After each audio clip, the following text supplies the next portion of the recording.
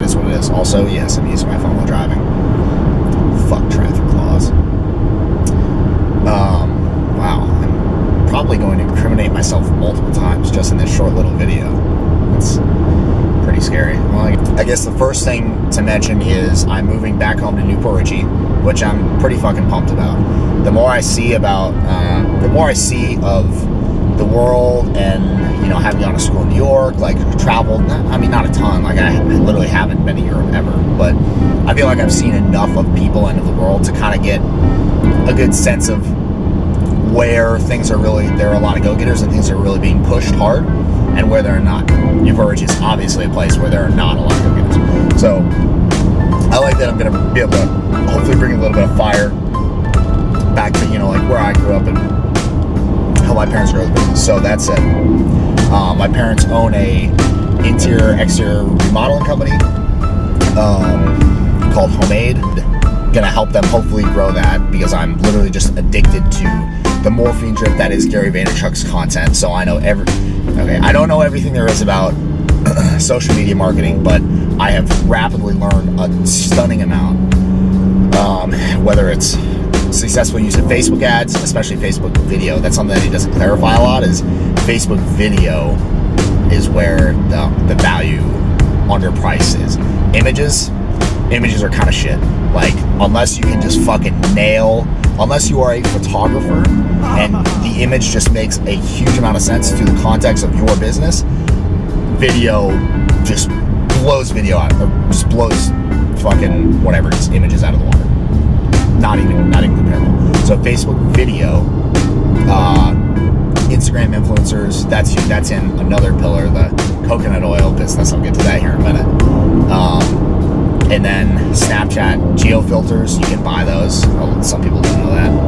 I mean, I guess I didn't know that a year ago. Yeah, you can buy geo filters on Snapchat and put them over important places. I think it's going to be huge for us. We'll see going forward. But, yeah, so that's going on. Okay, so going back home, helping rebuild the business, that is going to be happening in conjunction with flipping houses. So my stepdad, Jeff, I'll maybe link to some of his social, he don't really have any social media, so I can't really link him. Sorry, love you. Get on Instagram and I'll link you. Has a ton of experience in the area doing real estate investment and a lot of renovation. So basically what you call flip houses.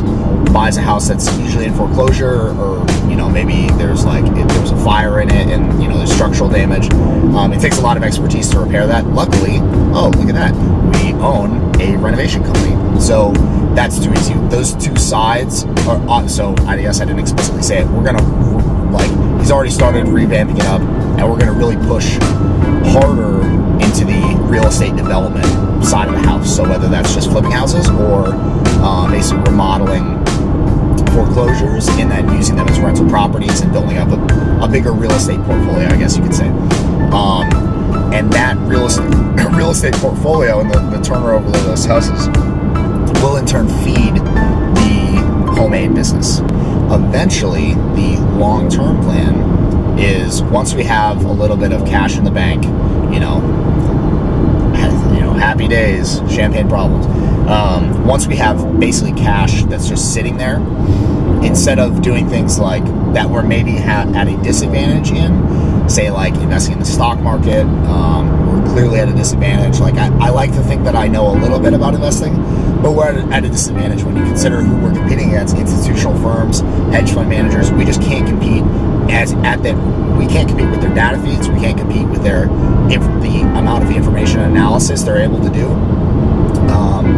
So that just doesn't make sense for us. What does make sense is if we can buy properties and then essentially buy them outright in cash, probably build in a little bit of cushion there with like low offers and stuff, and then immediately list them for sale, but offer owner financing.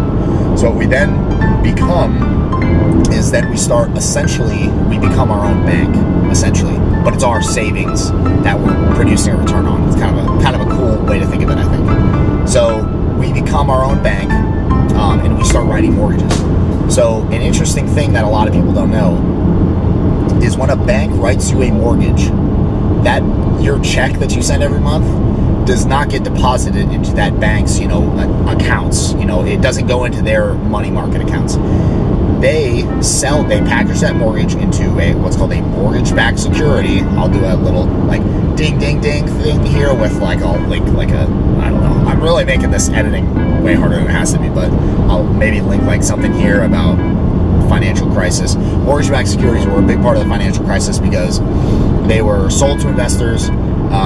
Their value was supposedly supposed to go up forever because housing values went up forever, blah, blah, blah. Obviously not true.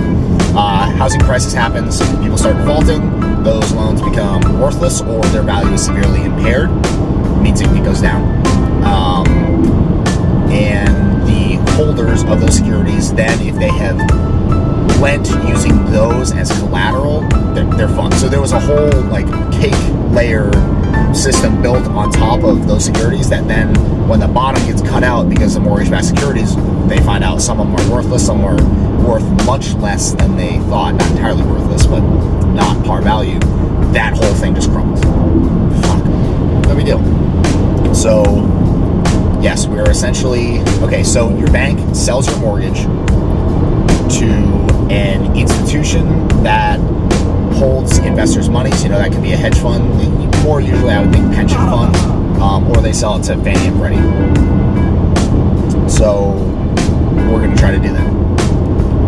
Now, I know that Jeff's probably going to get real pissed that I'm putting this out there, because even when we talked about it, and we kind of came up with the idea, he was like, oh, we need to keep this under wraps, because if anybody else figures out, they might do it, they might steal our idea. The idea is, I'm sure, all over the internet anyways.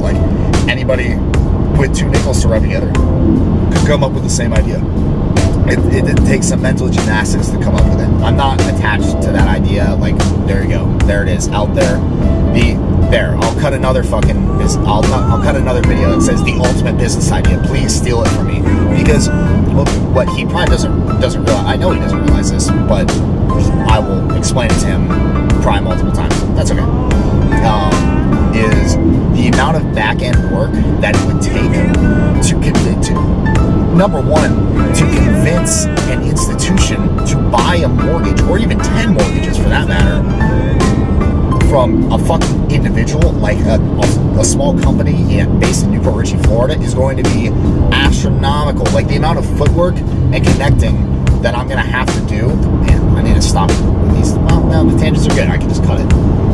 And I can put the tangents as other content. So if you're an aspiring vlogger or whatever, I wouldn't presume to give advice, because this is literally my first time even recording myself.